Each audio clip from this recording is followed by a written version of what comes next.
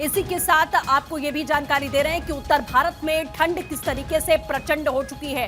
तो नई दिल्ली की बात करें 13.8 डिग्री सेल्सियस नई दिल्ली का तापमान है। फरीदाबाद का 10 डिग्री सेल्सियस, जोधपुर का 14.4 सेल्सियस दर्ज किया गया है और भोपाल की बात करें तो 11.1 सेल्सियस।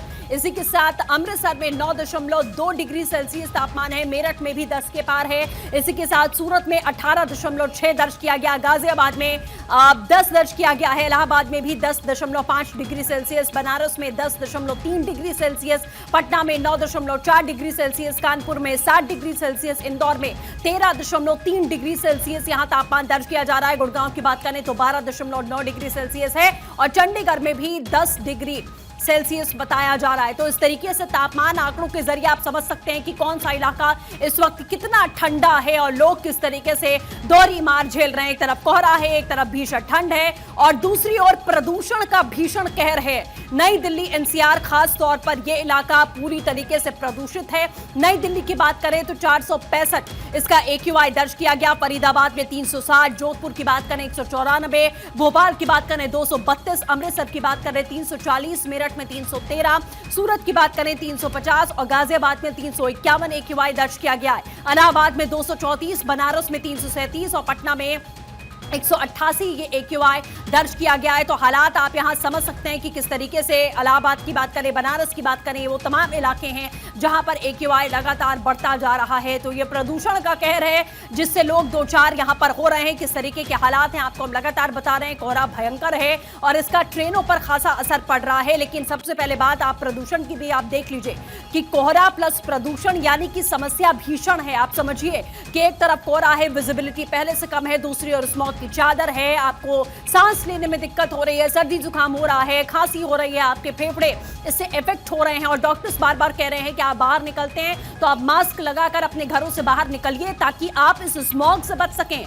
कोहरे से एक बार को आप बच जाएंगे, आप धीमी रफ्तार के साथ आगे बढ़ेंगे, आप अपने घरों में रहेंगे। लेकिन जैसा पोल्यूशन है वो घर के अंदर भी आपको जीने नहीं दे रहा। इस तरीके के हालात हैं। अलग अलग जगहों से तमाम सहयोगी हमारे साथ जुड़ चुके हैं, उनका रुख करते हैं। अक्षर राय दिल्ली से हमारे साथ है, रॉबिन शर्मा शिमला से जुड़े हैं, हरेंद्र शुक्ला बनारस से मौजूद हैं और नवीन मिश्रा महाराजगंज से हमारे साथ में जुड़ चुके हैं। लेकिन सबसे पहले बात दिल्ली की करेंगे। अक्षय, दिल्ली में हम देख रहे हैं नए साल का एक तरफ जश्न, लोग मनाने के लिए अपने घरों से बाहर निकलेंगे, लेकिन उससे पहले दोहरी मार है, दो चुनौतियों का सामना, कोहरा और स्मॉग। क्या अपडेट है?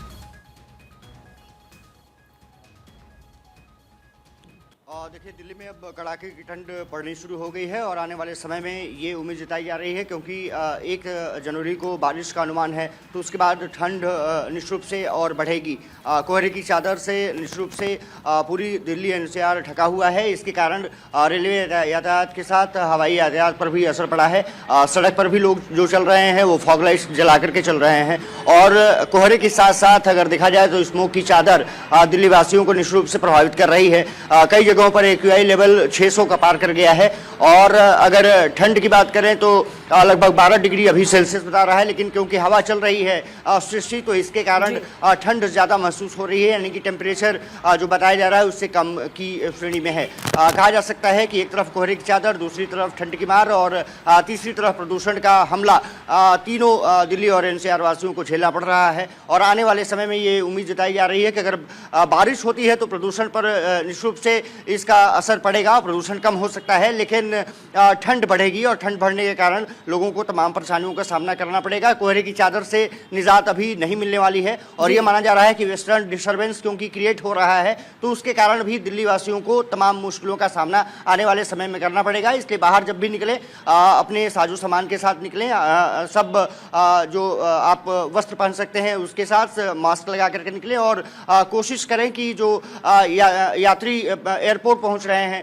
वो समय से पहुंचे और फ्लाइट्स का डिटेल लेते रहें अपनी एयरलाइन से। ये एडवाइजरी भी जारी कर दी गई है। तो ये माना जा रहा है कि लगभग अभी तक जो फ्लाइट्स का डिटेल है, लगभग ये कहा जा रहा है कि 60 से ज़्यादा फ्लाइट्स डिले चल रही हैं।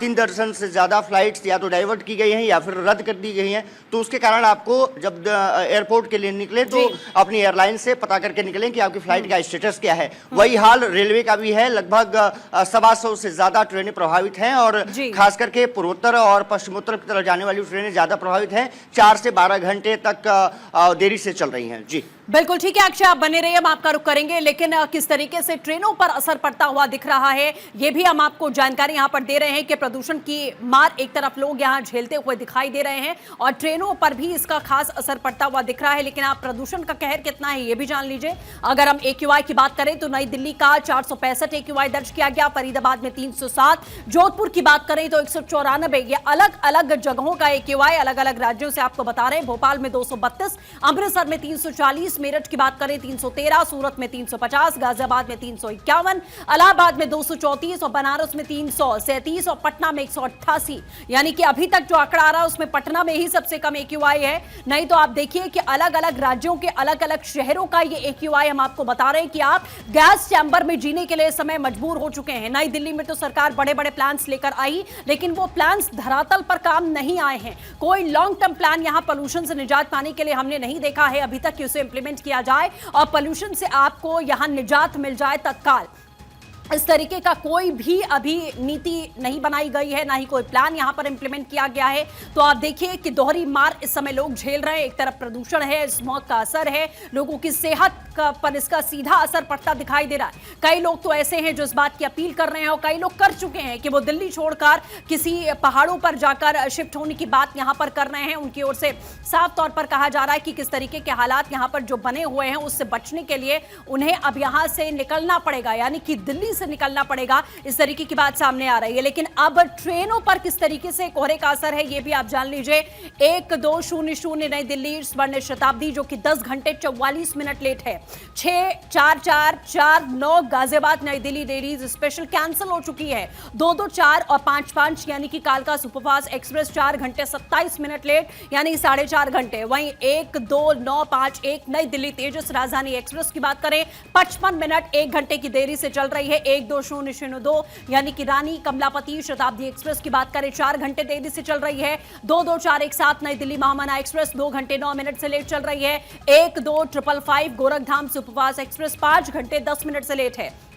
12397 महाबोधि एक्सप्रेस 6 घंटे 23 मिनट लेट चल रही है और 20452 सोगारिया इंटरसिटी एक्सप्रेस की बात करें 3 घंटा 40 मिनट लेट है और 12275 नई दिल्ली हमसफर एक्सप्रेस 5 घंटे 3 मिनट की देरी से चल रही है। तो अगर आप ट्रेन से सफर कर रहे हैं तो ये खबर आपके लिए है। ट्रेन के नंबर्स हम आपको बता रहे हैं, ट्रेन का नाम हम आपको बता रहे हैं और वो कितने घंटे की देरी से चल रही है। आप ये भी भारत 24 के जरिए आप समझ सकते हैं कि किस तरीके के हालात अभी रेलवे के समय देखने को मिल रहे हैं। तो अगर आप ट्रेन से सफर कर रहे हैं तो जरूर अपने ट्रेन नंबर को जांचिए, कितने घंटे से ट्रेन लेट चल रही है ये भी आपको समझ में आएगा। और अपने गंतव्य तक पहुंचने में भी जो लोग ट्रेन के भीतर हैं उन्हें लंबी समस्या का सामना करना पड़ सकता है, कई घंटे उन्हें और ट्रेन के भीतर बिताना पड़ सकता है। तो आप ये समझ लीजिए कि किस तरीके के हालात यहां पर बने हैं। और दिल्ली ले की जो फ्लाइट है वो भी यहां पर लेट है। A12463 की अगर बात करें दिल्ली ले की फ्लाइट रद्द हो चुकी है। आप समझिए लेट ही नहीं, कई घंटे लेट होती है और उसके बाद इसे रद्द कर दिया जाता है। तो हवाई यात्रा में भी लोगों को अच्छी खासी दिक्कतों का सामना करना पड़ रहा है। SG130 की अगर बात करें यानी कि कोलकाता दिल्ली फ्लाइट करीब 1 घंटा डिले चल रही है। तो ये नंबर है और आपकी फ्लाइट के नाम है, आप इसके जरिए भी समझ सकते हैं कि फ्लाइट आपकी कितनी डिले है। SG141 की बात करें तो बैंगलोर दिल्ली फ्लाइट करीब 1 घंटे लेट बताई जा रही है, ये जानकारी यहां पर मिल रही है। A12927 दिल्ली मुंबई फ्लाइट करीब आधा घंटा लेट हो चुकी है। आप ये समझिए कि किस तरीके के हालात हवाई यात्रा पर भी लोगों को झेलने पड़ रहे हैं। और QP1719 की बात करें यानी कि दिल्ली मुंबई फ्लाइट तो रद्द हो चुकी है। तो अगर आप इस फ्लाइट से सफर करने वाले थे तो ये खबर आपके लिए है, आपकी फ्लाइट पूरी तरीके से रद्द हो गई है। अब रिशेड्यूल की जाएगी या फिर सीधे तौर पर अब एयरलाइंस की तरफ से क्या आपको जानकारी साझा की जाती है, तो अपनी एयरलाइंस से भी आप जुड़े रहिए, उनसे जानकारी यहां लेते रहिए। इस तरीके के हवाई और रेलवे के हालात हमने आपको बताए। अब रुक करते हैं अपने सहयोगियों का, चलते हैं शिमला। रॉबिन शर्मा हमारे साथ बने हैं। रॉबिन, क्या नए साल के मौके पर सैलानियों को बर्फ देखने को मिल सकती है? क्योंकि आप लगातार बताते आए हैं कि अभी सूखा पड़ा हुआ दिख रहा है, लेकिन लोग इसी उम्मीद के साथ जा रहे हैं शिमला। बिल्कुल स्थिति देखिए, हिमाचल प्रदेश की बात करें तो बीती शाम से हल्के हल्के जो स्नोफॉल है वो हाई रिचेस में देखने को मिली है।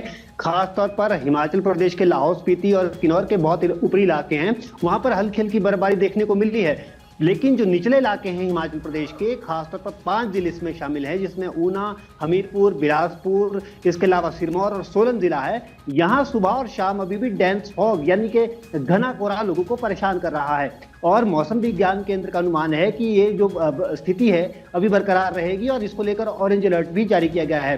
साथ ही मौसम विज्ञान केंद्र की ओर से आज एक पश्चिमी विक्षोभ सक्रिय होने की भी बात की गई थी, जिसका असर बीते शाम से हिमाचल प्रदेश की जो बहुत हाई रीचेज है वहां तो देखने को मिला है, लेकिन जो मिड बेल्ट है जिसमें खासतौर पर पर्यटन स्थल आते हैं, चाहे मनाली हो, चाहे शिमला हो, चाहे धर्मशाला हो, वहां फिलहाल अभी बादल छाए हुए हैं। हालांकि उम्मीद जताई जा रही है कि आज शाम या कल तक यहाँ पे भी हल्की बारिश या स्नोफॉल देखने को मिले। जैसा आप अभी दर्शकों को बता रहे थे कि हिमाचल दिल्ली एनसीआर में जिस तरह के हालात बने हुए हैं, हिमाचल प्रदेश में फिलहाल भले ही बर्फबारी ना देखने को मिल रही हो, फिर भी ऐसे खराब मौसम से गैस चैम्बर से राहत पाने के लिए, निजात पाने के लिए भारी तादाद में पर्यटक जो है हिमाचल आ रहे हैं, क्योंकि हिमाचल में स्वच्छ आबो हवा का जो आनंद है वो लोग उठाना चाहते हैं और नए साल का जो आगाज है वो भी स्वच्छ हवा में करना चाहते हैं। तो बहरहाल अभी फिलहाल शायद शिमला में बर्फबारी के लिए थोड़ा इंतजार जरूर करना पड़े, लेकिन जिस तरह के हालात कोहरे और प्रदूषण से पूरे तमाम दिल्ली एनसीआर में बने हुए हैं, उसका असर ये हो रहा है कि बिल्कुल रॉबिन, मतलब साफ कहा जा सकता है कि बर्फ हो सकता है, सैलानियों को देखने को ना मिले, लेकिन एक स्वच्छ हवा, स्वच्छ वातावरण में वो सांस जरूर ले पाएंगे, उसमें कोई दो राय नहीं है। हरेंद्र का रुख करते हैं, बनारस से हमारे साथ जुड़े हुए हैं। हरेंद्र, वाराणसी की बात करें तो 10 डिग्री सेल्सियस तापमान दर्ज किया गया है, ठंड बहुत ज्यादा है, क्या हालात वहां पर हैं? और देखिए, आज जो सुबह 10 डिग्री का तापमान दर्ज किया गया है, लेकिन रात बहुत सर्द रही।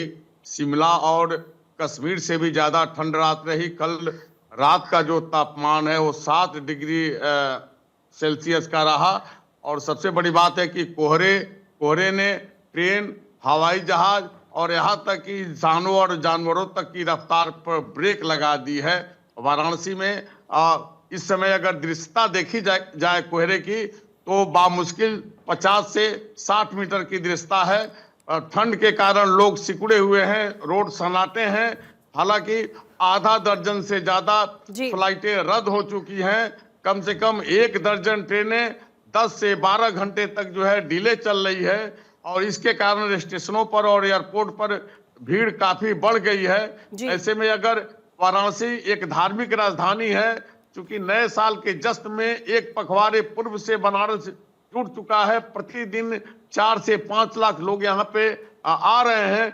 ऐसे में अगर जिला प्रशासन की बात करें, नगर निगम की बात करें, तो कुल 415 जगह नगर निगम ने दावा किया है कि हम अलाव जला रहे हैं। लेकिन अगर ग्राउंड जीरो पर देखा जाए तो अलाव जो है रेयर कहीं दिख रहा है। ऐसे में रैन बसेरे में लोग शरण पा रहे हैं और ठंडी के कारण जहां हृदय रोगियों, न्यूरोलॉजी के मरीजों की दिक्कतें बढ़ गई है, वहीं अस्पतालों में लगातार जो है मरीजों की संख्या में भी वृद्धि दर्ज की जा रही है। अब ऐसे में जिला प्रशासन लगातार स्वास्थ्य विभाग के माध्यम से लोगों को यह चेतावनी जारी कर रहा है। बिल्कुल नरेंद्र, जैसा बता रहे हैं कि वाराणसी में इस समय लाखों लाख लोग एक दिन में दर्शन भी कर रहे हैं। जिस तरीके के हालात हैं, ठंड पर आस्था भारी पड़ती हुई भी दिख रही है। हालांकि प्रशासन व्यवस्थाओं का दावा जरूर कर रहा है। बात अब महाराजगंज की करते हैं। नवीन मिश्रा हमारे साथ जुड़े हुए थे, उनका भी हम रुख करेंगे आने वाले समय में, लेकिन पहले हम दिल्ली का ही रुख कर लेते हैं। अक्षय हमारे साथ लगातार बने हुए हैं। अक्षय, दिल्ली वासी क्या अब इसी उम्मीद में जिए कि जब बरसात होगी, बारिश होगी थोड़ी बहुत, तब उनको जरूर निजात मिलेगी गैस चैम्बर से?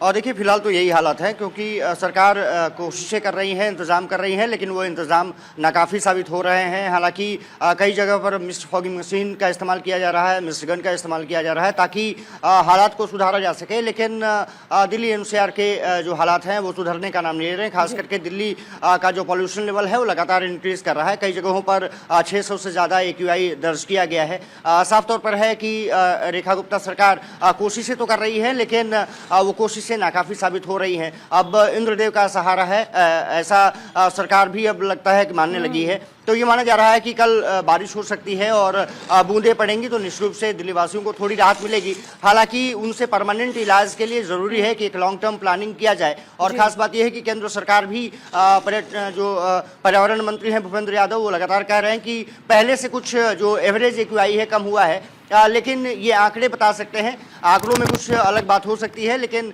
जमीनी हालात अलग है और इससे किसी को इनकार नहीं है। ज़रूरी है कि उसको लॉन्ग टर्म प्लानिंग बना करके और सभी राज्यों को एक साथ लेकर के इस प्रदूषण से लड़ा जाए, तो फिर अगले साल तक प्रदूषण की स्थिति को नियंत्रित किया जा सकता है। फिलहाल तो अभी बिल्कुल अक्षय, देखिए यही समय पर समय हमने देखा है कि अगले साल स्थिति बेहतर होगी, उससे अगले साल स्थिति बेहतर होगी, लेकिन इस साल तो सरकार भी इंद्रदेव के भरोसे बैठी है, उसमें कोई दो राय नहीं है। चलिए अब महाराजगंज का रुख कर लेते हैं। नवीन मिश्रा हमारे साथ जुड़े हुए हैं। नवीन, महाराजगंज में किस तरीके की स्थिति ठंड को लेकर, प्रशासन ने क्या व्यवस्थाएं की हैं? जी देखिए, जिस तरह से पूरे उत्तर भारत में ठंड का प्रकोप जारी है, वैसे महाराजगंज में सर्द हवाएं लगातार चल रही हैं। चूंकि महाराजगंज जनपद जो है नेपाल से सटा हुआ जनपद है और हिमालय नजदीक है।